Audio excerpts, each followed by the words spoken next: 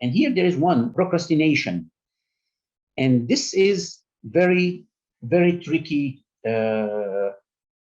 issue, because if you don't do it today, you won't have time to do it tomorrow.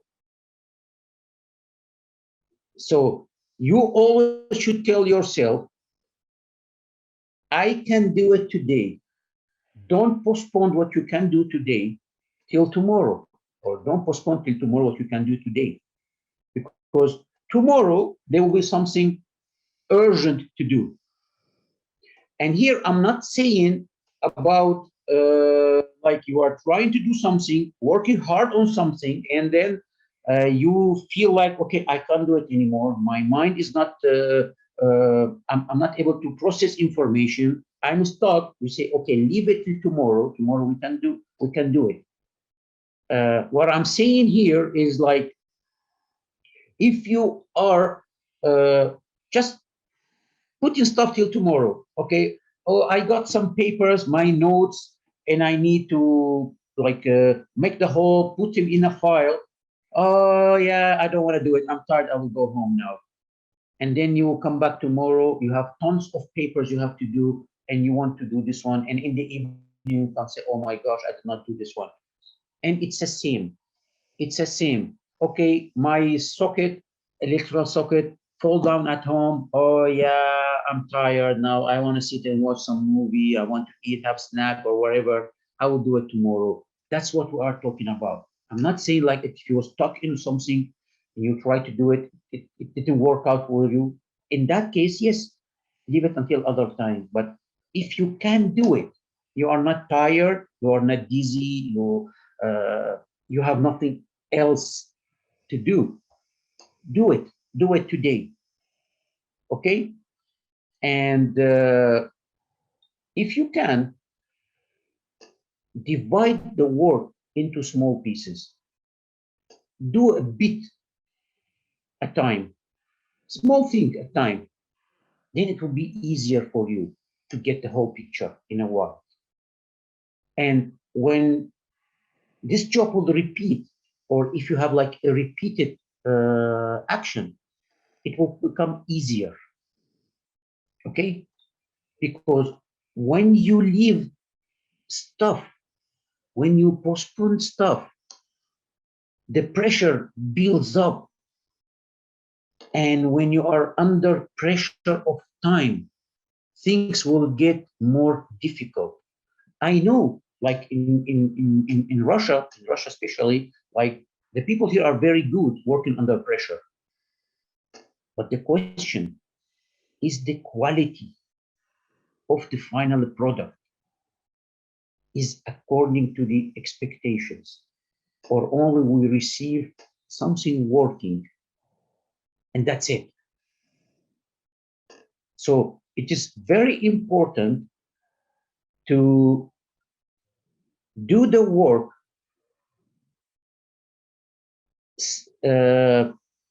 small parts, build our expertise during the work, but do not leave it until tomorrow or day after tomorrow, or as they say in Russian, into the later box. This is one of the big problems. It's not only time waster, because when you postpone stuff from today till tomorrow, you have more things to do tomorrow, and you did not tick that issue from your to-do list. Okay, so you did not do what you have to do today. This is a big time waster. And it's not only time waster, this is a trap for the time. Okay? Of course, when you are doing a work and you are under pressure, you will have some risks. And as we are talking about the time management, we will look into those risks from the time point of view. But this matrix will give us not only an idea about the time delays or the time impact on our schedule, but also on the life of the project or the task or whatever. So the higher certainty, okay, I don't know if there's such a word exists in English. So the higher the certain the risk to occur, the more likely the risk to happen, and the more impact on the project, on time and cost. And of course, as time is money, so when you have increasement in time, it means you have additional cost on your budget. And this is also another issue, like the people here, when they are doing some tasks, they do not take into consideration the impact on the budget. So always we face, well, we went like outside our budget. We need more money to do the job because from the beginning, the tasks were not, or the work were not studied properly. Not all the possibilities of the risk and actions and to-do list and the graphics has been put, but we will not talk about the project management here, maybe into a different lecture. So from looking into the risk management matrix,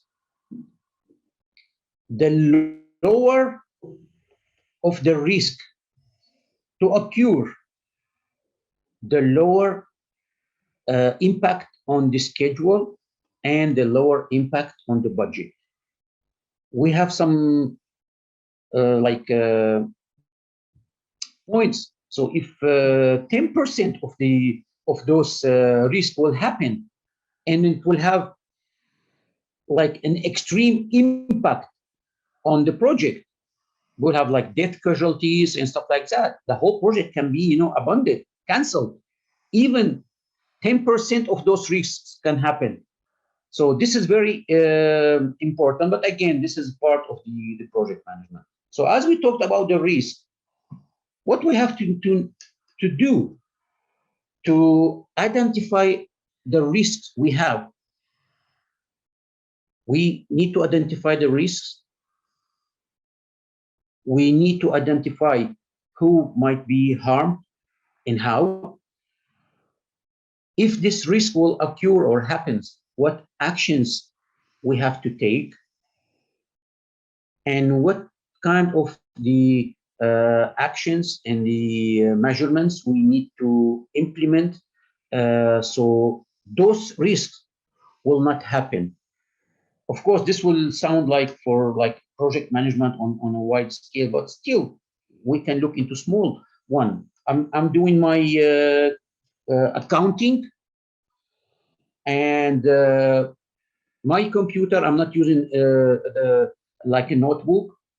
I'm using like a desktop, and I don't have a UPS.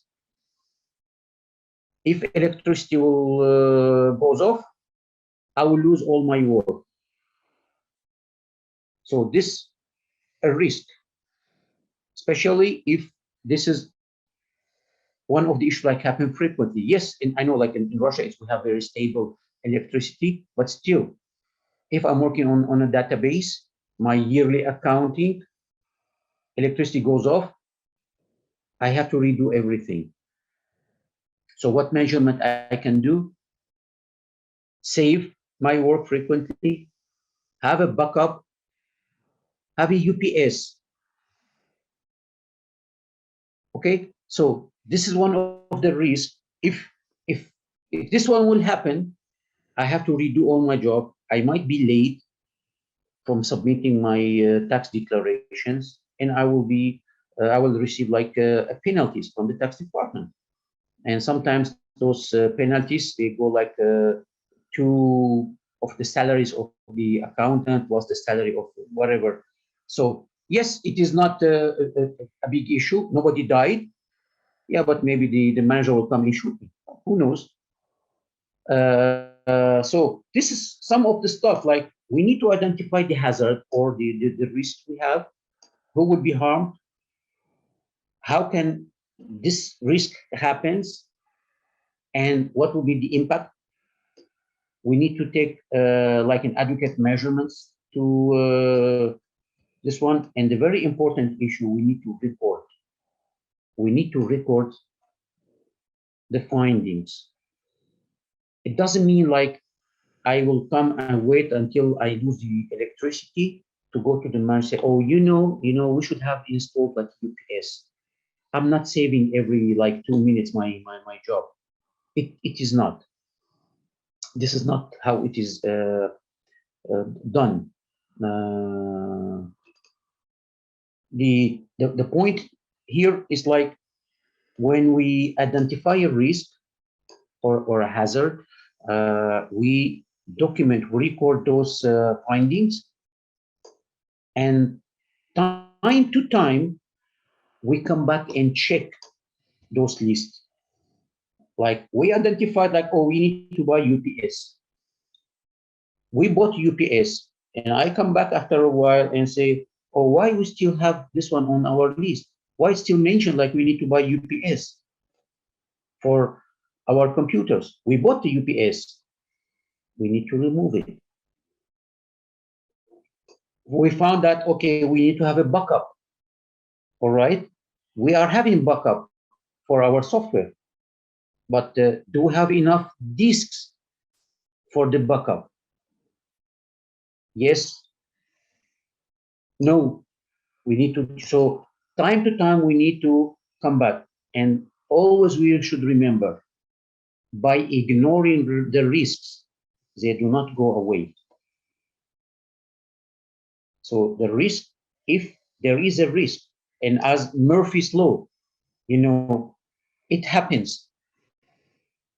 So when you identify a risk, record it, put the measurements you have in place for this one to not happen again, or if it happens, what you have to do. So as we are talking about what we have to do,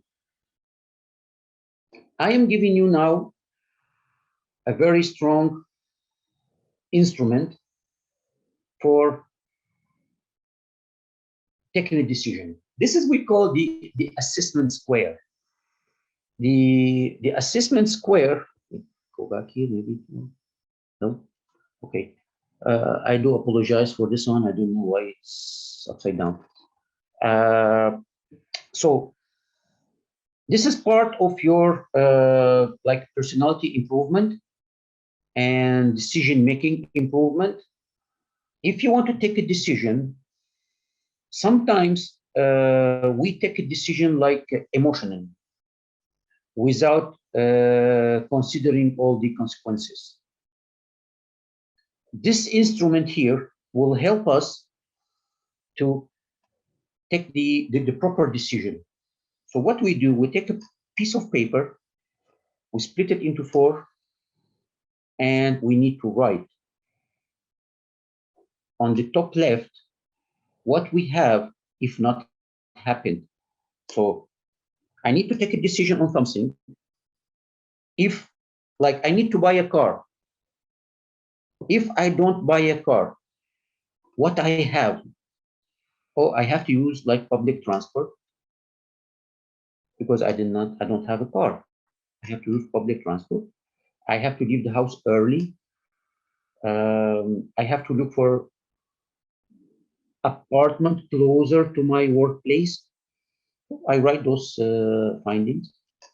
The top right corner, we write what we have. If it happens. So if I buy a car, what I have freedom of using the transport when I want. I don't need to wait for a taxi, for a public transport.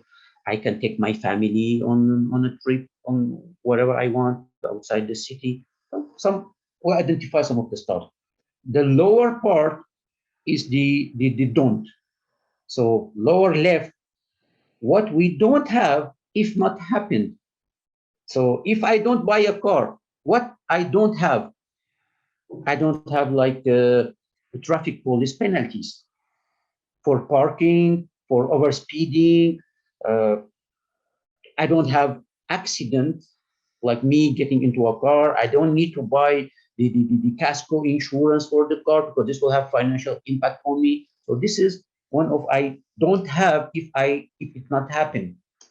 And the other one, what we don't have if it happened. Okay, if I buy a car, I don't need to take the public transport. It means I don't go into many people or crowds in a closed place with this pandemic happening. So nobody will be standing to my face and breathing straight to my face. We don't have that one. If I buy a car, I will be on my own or with one or three guys in the car maximum. So when looking into all those aspects, we know the proper solution. What we have, if I buy a car, I will have extra expenses. I need to pay money for the fuel. I need to pay money for fixing the car. I need to buy insurance. This one I will have. So what we have, if it happens, it doesn't mean that it's good to buy fuel, spend money on the fuel, because the car is like a family. You need to feed the car. So some people, when they look into this assessment square, they look only to bad or negative stuff. Okay, what I don't have, if it's not happened. Yeah, no, there is nothing about that. No, there are. So try to practice this one. Make it on your own. Try. I give you an example for my car. You can maybe learn Spanish. You want to take a decision on learning Spanish, Italian, maybe. Go visit China. Go climbing on Everest. Visit Tibet. You know, some of those stuff, or making another decision. I want to change my job. I'm not happy with my job, my salary. I'm not happy with my salary, but the team I'm working with, they are very nice and friendly people. I've been working there for 3 or 4 years. So this kind of stuff. So you will not take a decision emotionally.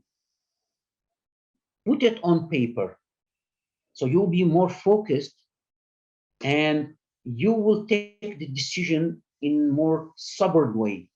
So you know exactly, even if you did not take into consideration all the issues. But when start reading through all those stuff you wrote down there, you will get into a point, okay, well, yeah, I did not think about that. Yeah, this is important for me.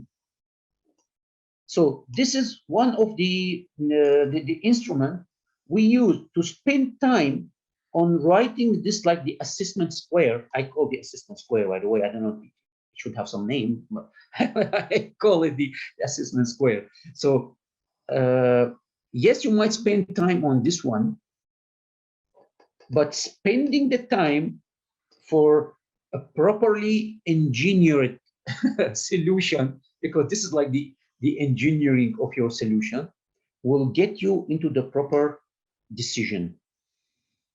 And improving your decision-making practice is very important issue of your time management. Because in time, when you will start using this practice more often, it will be easier for you to identify the risks here, the benefit here, the pluses here, the minuses here. So your decision-making approach would be much, I would say, clearer or closer to the proper decision. Many people, they take a decision and then they sit and regret that decision. Oh, I should have done this one. Oh, I should have done that one. If only I had some more time to do this. Don't regret, because you are punishing yourself.